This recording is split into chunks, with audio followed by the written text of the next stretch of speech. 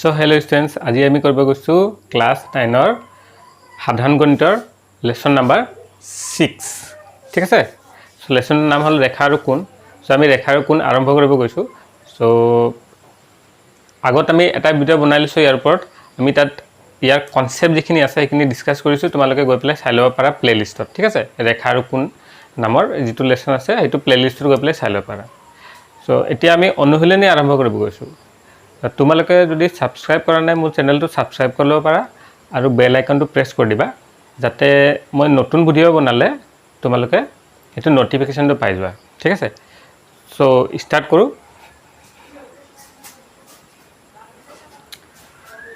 তো সব প্ৰথম প্ৰশ্ন দিয়া আছে যে AB আৰু CD ৰেখায়ে O বিন্দুত কটাকটি কৰিছে ঠিক আছে AB আৰু CD ৰেখায়ে O বিন্দুত কটাকটি কৰিছে যদি AOC আৰু BOE AOC আৰু BOE এই দুটা কোণ এটো কোণ আৰু এটো কোণ ঠিক আছে মই দেখাই দিও ইয়াতে এই কোণটো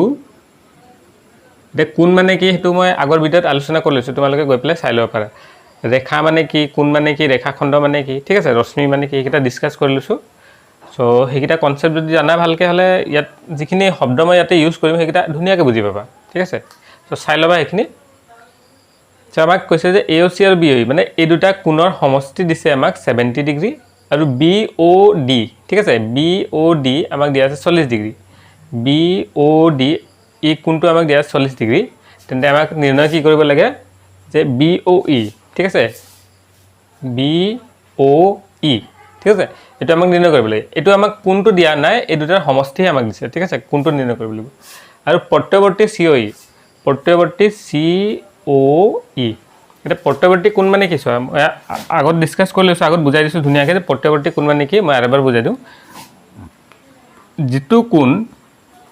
180 ডিগ্ৰীতকৈ বেছি হয় 180 ডিগ্ৰী কোণটো হয় যদি হৰল কোণটো 180 ডিগ্ৰী বুলি কোৱা হয় তাৰ মানে ইয়াৰ পৰা ঘূৰি পলে ইমান লগে ঘূৰিছে তেন্তে এটো আমি 180 ডিগ্ৰী বুলি কম কিন্তু যদি ইয়াতকে বেছি ঘূৰিছে কোণটো তাৰ মানে ইমানটো মান ঘূৰিছে ইয়াৰ পৰা আৰম্ভ কৰি তেন্তে এই কোণটো আমি প্ৰত্যৱৰ্তী বুলি কম হেতু 180 ডিগ্ৰীতকৈ বেছি হ'ব আৰু 360 ডিগ্ৰীতকৈ কম হ'ব ঠিক আছে তেন্তে তুমি প্ৰত্যৱৰ্তী কোণটো নিৰ্ণয় কৰিবৰ বাবে ঠিক আছে তুমি এটো কোণ জানিব লাগিব এটো কোণ কিমান হ'ব ঠিক আছে যেনেকৈ তোমাক যদি COE প্ৰত্যৱৰ্তী COE উলাব দিছে তাৰমানে তোমাক এটো উলাব দিছে ইয়াৰ পৰা ইয়ালৈকে ঠিক আছে হেতুৰ কাৰণে তুমি COE এই কোণটো জানিব লাগিব ঠিক আছে সো আমি আৰম্ভ কৰো প্ৰথমে আমাক কি দিয়া আছে AOC + BOE = 70 ডিগ্ৰী সো আমি লিখিলাম দিয়া আছে সলিউশন সমাধান ঠিক আছে দিয়া আছে কোণ AOC + কোণ BOE = 70 ডিগ্ৰী ওকে দুটা কোণৰ সমষ্টি আমাক কিমান দিয়া আছে 70 ডিগ্ৰী নেক্সট আমাক দিছে BOD = 40 ডিগ্ৰী আৰু কোণ BOD = আমাক দিয়া আছে 40 ডিগ্ৰী ঠিক আছে আমাক নিৰ্ণয় কি কৰিব লাগে আমাক নিৰ্ণয় কৰিব লাগে BOE = প্ৰশ্ন চিন আৰু প্ৰত্যৱৰ্তী COE এটো আমাক নিৰ্ণয় কৰিব লাগিব ঠিক আছে এটা সো কেনেকৈ নিৰ্ণয় কৰো সো প্ৰথমে আমি জানো যে AB এডাল হৰল ৰেখা এই তিনটা কোণৰ সমষ্টি কিমান হৈ যাব 180 ডিগ্ৰী কাৰণ হৰল ৰেখাই সদায় 180 ডিগ্ৰী কোণ কৰে সো আমি লিখিলাম এতিয়া AB এডাল ৰেখা ঠিক আছে AB এডাল ৰেখা তেন্তে কোণ AOC সো এটো কোণ প্লাস কোণ COE কোণ COE প্লাস কোণ BOE ঠিক আছে তিনটা কোণৰ সমষ্টি কিমান হ'ব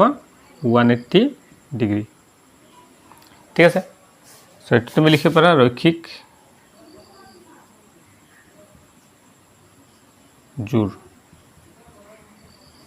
ওকে তে তিনটা কোণৰ সমষ্টি হৈ যাব 180 ডিগ্ৰী এতিয়া আমি যেটো আমাক দিয়া আছে দুটা সমষ্টি এটো এটা ফালে লৈ লম সো AOC আৰু BOE AOC এই দুটা একেলগে লিখি লোৱা সো কোণ AOC প্লাছ কোণ BOE ঠিক আছে ইকুৱেল টু 180 ডিগ্ৰী সৰি এইটো আমাৰ মাজত আহিব সাইডত আহিব COE ইকুৱেল টু 180 ডিগ্ৰী ঠিক আছে তো এই দুটা আমি জানো এটো কিমান আছে 70 ডিগ্ৰী সো এটো আমি লিখি দিলো 70 ডিগ্ৰী প্লাছ কোণ COE ইকুৱেল টু 180 ডিগ্ৰী ইয়াৰ পৰা আমি উলাই ললো COE ইকুৱেল টু 180 ডিগ্ৰী ঠিক আছে এতিয়া আমি এটো কোণৰ মান উলাই ললো সৰি 70 minus 180 minus হৈ যাব 70 তেন্তে কোণ COE কিমান আহি গল তোমাৰ 110 ডিগ্ৰী সো এটো আহি গল তোমাৰ 110 আৰু এই দুটা মিলি পেলাই 70 তেন্তে AB কিমান হৈ যাব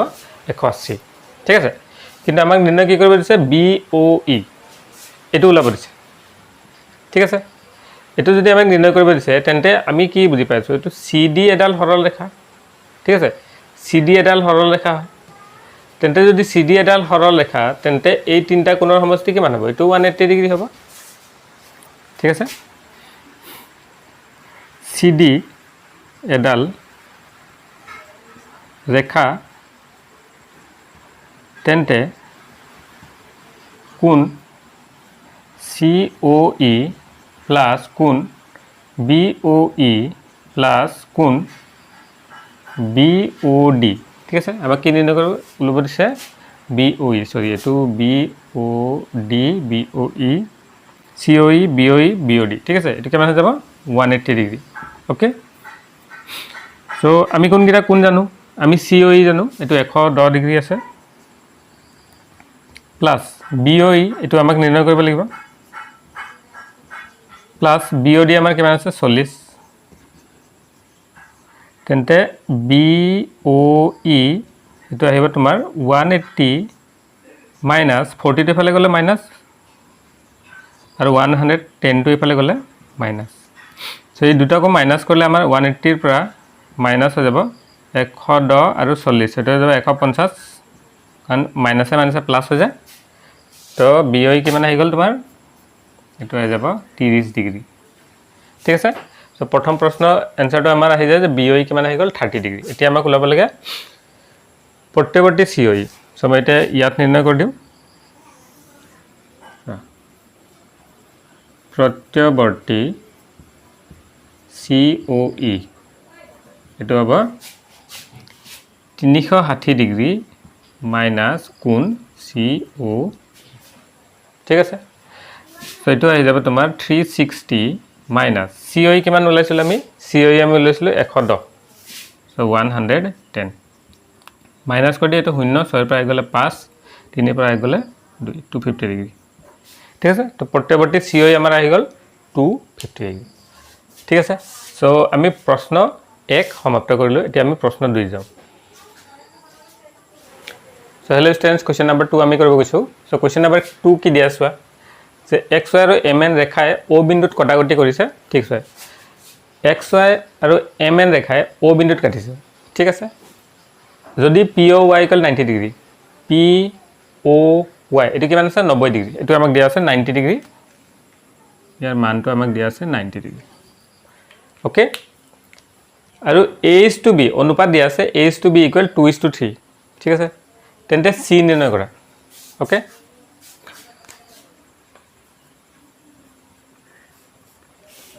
সো স্টুডেন্টস ইয়াতে আমাক অনুপাত দিয়া আছে A:B সো আমি কি কৰো আমাক দিয়া আছে A:B = 2:3 সো এটো আমি লৈ ললো K বুলি ঠিক আছে কাৰণ এটো অনুপাত দিয়া আছে তেন্তে অনুপাত দিলে এটা ধ্ৰুবক পোৱা যায় এই ধ্ৰুবকটো হৈ গল K তোমালোকে যদি এটো ভালকে বুজি পোৱা নাই এটো K বুলি কিয় ধৰিব লাগে তোমালোকে কমেন্ট বক্সত গৈ পেলাই কমেন্ট কৰিবা মই তোমালোকক ধুনিয়াকে বুজাই দিম ভিডিও এটা বনাই পেলাই যে আমি কিয় K ধৰিব লাগে ঠিক আছে ওকে সো এটা সোয়া তেন্তে এটো কি হ'ব A/B = 2/3 = K তেন্তে A = হৈ যাব 2K আৰু B = হৈ যাব 3K ওকে ইমানখিনি লগে বুজি পাইছা সো A মান কিমান ললো 2K B মান কিমান ললো 3K এটা ইয়াত বুজা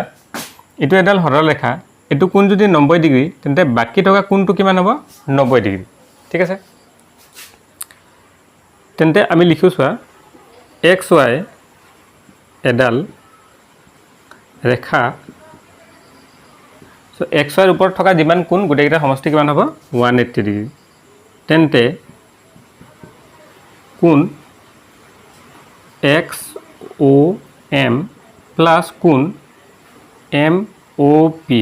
প্লাছ কোণ পি অ ৱাই ঠিক আছে এটো কিমান হৈ যাব 180 ডিগ্ৰী ওকে সো এক্স অ এম কি কোণ দিয়া আছে এক্স অ এম দিয়া আছে বি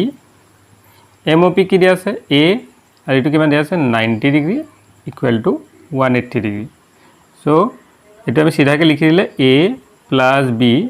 ইকুৱেল টু হ'ব 180 মাইনাছ 90 90 টো এফালে গ'ল এটা প্লাছ হৈ আছিল এফালে গ'লে কি হ'ব মাইনাছ হৈ যাব সো এ প্লাছ বি আমাৰ কিমান আহিব 90 ডিগ্ৰী ঠিক আছে এতে এ টো কি আছিল এ টো আমি লৈছিলো 2k সেটা লিখি দিয়া 2k প্লাছ বি টো আমি লৈছিলো 3k ইকুৱেল টু 90 ডিগ্ৰী তেন্তে আমাৰ হৈ গ'ল 5k ইকুৱেল টু 90 ডিগ্ৰী তেন্তে k ইকুৱেল টু কিমান আহিব 90/5 এটো হৰণ কৰিলে তুমি পাবা যে k ইকুৱেল টু কিমান আহিব 18 ঠিক আছে k ইকুৱেল টু হৈ গ'ল 18 ডিগ্ৰী এটা k মানটো লৈ পেলাই আমি a আৰু b টো নিৰ্ণয় কৰিব পাৰো আমি লিখিম এতেকে a ইকুৱেল টু কিমান আছিল 2k so 2k equal to 2 into 18 তো 18 গুণ 36 ডিগ্ৰী b ইকুৱেল টু হৈ যাব 3k ইকুৱেল টু 3 ইনটু 18 তাৰ মানে 54 ডিগ্ৰী ঠিক আছে ওকে সো a আৰু b পাই গলো এতিয়া আমাৰ b কোণটো কিমান আহি গল এটো 54 ডিগ্ৰী আহি গল ঠিক আছে এতিয়া আমাক b কোণটোৱে লাগে কাৰণ আমাক c নিৰ্ণয় কৰিব আছে ঠিক আছে এতিয়া আমি কি লিখিম চোৱা m o n এডাল ৰেখা m o n এডাল ৰেখা তেন্তে এই ৰেখাৰ ওপৰত থকা কোণ দুটাৰ সমষ্টি কিমান হৈ যাব 180 ডিগ্ৰী তো আমি লিখিম m x o m plus কোণ x o n equal to হৈ যাব 180 ডিগ্ৰী x o m আমি উলাই থৈছো x o m কি হয় b আৰু b কিমান পাইছো 54 তেন্তে আমি ইয়াৰ ঠাইত কি লিখিব পাৰো প্ৰথম b লিখিলাম এটো আমি লিখিলো c ইকুৱেল টু 180 ডিগ্ৰী ঠিক আছে এতিয়া আমি b কোণটো জানো এটো 54 আছে 54 plus c equal to 180 degree তেন্তে কোণ c সো কোণ c আমাৰ আহিব 180 ডিগ্ৰী মাইনাছ 54 ডিগ্ৰী তেন্তে কোণ c কিমান হৈ যাব মাইনাছ কৰি দিয়া 10 ৰ পৰা 4 গলে 6 এত থাকিলে 7 7 ৰ পৰা 5 গলে 2 সো 126 ডিগ্ৰী তেন্তে আমাৰ c কোণটো আহি যায় কিমান 126 ডিগ্ৰী ঠিক আছে আমি কৰিলো কোৱেশ্চন নম্বৰ 2 তে আমি নেক্সট কোৱেশ্চনত যাও কোৱেশ্চন চোৱা কোৱেশ্চন নম্বৰ 3 আমাক দিয়া আছে যে PQR ইকুৱেল টু PRQ তেন্তে আমাক প্ৰমাণ কৰিব লাগে যে PQS ইকুৱেল টু কোণ PRT ঠিক আছে সো এটো আমাৰ চিত্ৰ দিয়া আছে সো আমি লিখিলাম এটা আমাক কি দিয়া আছে PQR equal PRQ PQR equal PRQ তাৰ মানে এই দুটা কোণ কি আছে সমান আছে আমি লিখিম ST এডাল ৰেখা তেন্তে কোণ SQP প্লাছ কোণ PQR ইকুৱেল টু কিমান হৈ যাব 180 ডিগ্ৰী এটো হৈ গল ৰৈখিক জোৰ আমি জানো ৰৈখিক জোৰৰ যোগফল দুটা কিমান হয় 180 ডিগ্ৰী ঠিক আছে এতিয়া চোৱা এটা আমি ললো নাম্বাৰ 1 আকৌ একেদৰে আমি লিখিব পাৰো কোণ PRT প্লাছ কোণ PRQ দুটাও কিমান হৈ যাব 180 ডিগ্ৰী আমি ললো number 2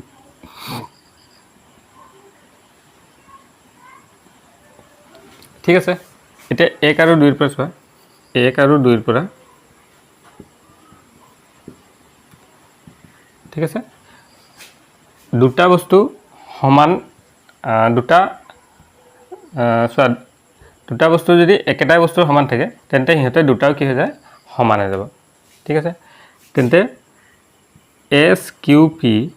plus PQR equal to PRT plus কোণ PRQ ওকে তো ইয়াত চোৱা আমাক কি দিয়া আছে PQR ইকুয়াল টু PRQ তো PQR এর জায়গাত কি লিখিব পাৰো PRQ সো আমি লিখি দিও SQP প্লাস কোণ PRQ ইকুয়াল কোণ PRT প্লাস কোণ PRQ ওকে এই দুটা কি আছে সো এটা এই দুটা আমি ক্যান্সেল কৰিব পাৰো তেতিয়া থাকিব SQP তো আমি লিখিব পাৰো PQS ইকুয়াল টু হৈ যাব PRT এটা আমাক প্ৰমাণ কৰিব দিছিলে এইটো হৈ গল ইয়াৰ প্ৰমাণ ঠিক আছে সো কোৱেশ্চন নম্বৰ 3 ইয়াতে সমাপ্ত এতিয়া কোৱেশ্চন নম্বৰ 4 যাও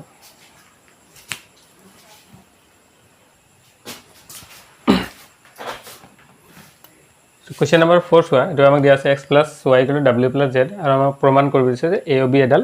ৰেখা ঠিক আছে সো a ও b এডাল ৰেখা কেতিয়া হ'ব যেতিয়া দুটা কোণৰ সমষ্টি হ'ব 180 ডিগ্ৰী তেতিয়া হলে এডাল ৰেখা হ'ব ঠিক আছে সো ইয়াত চোৱা এটা আমাৰ চিত্ৰটো দিয়া আছে তো আমি লিখিম যে যদি আমি চাৰিটা কোণ একেবাৰে যোগ কৰিও তেন্তে এক সম্পূৰ্ণ এটো কোণ হ'ব তেন্তে সম্পূৰ্ণ কোণ কিমান হয় 360 ডিগ্ৰী ঠিক আছে আমি লিখিম x plus y plus w plus z equal to 360 degree এটো সম্পূৰ্ণ কোণ ঠিক আছে সম্পূৰ্ণ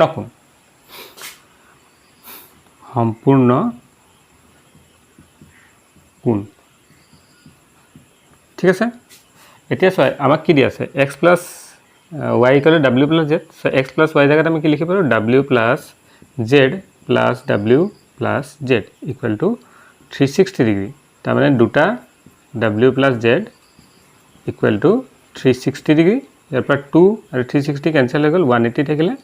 তেন্তে w plus z equal to হৈ গল 180 degree তার মানে আমাৰ এই দুটা কোণৰ সমষ্টি কিমান হৈ গল 180 degree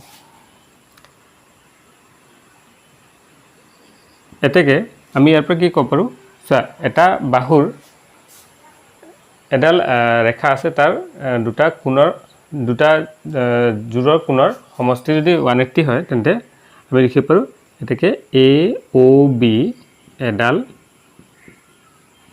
ৰেখা ঠিক আছে এটো হৈ গল আমাৰ কোৱেশ্চন নম্বৰ 4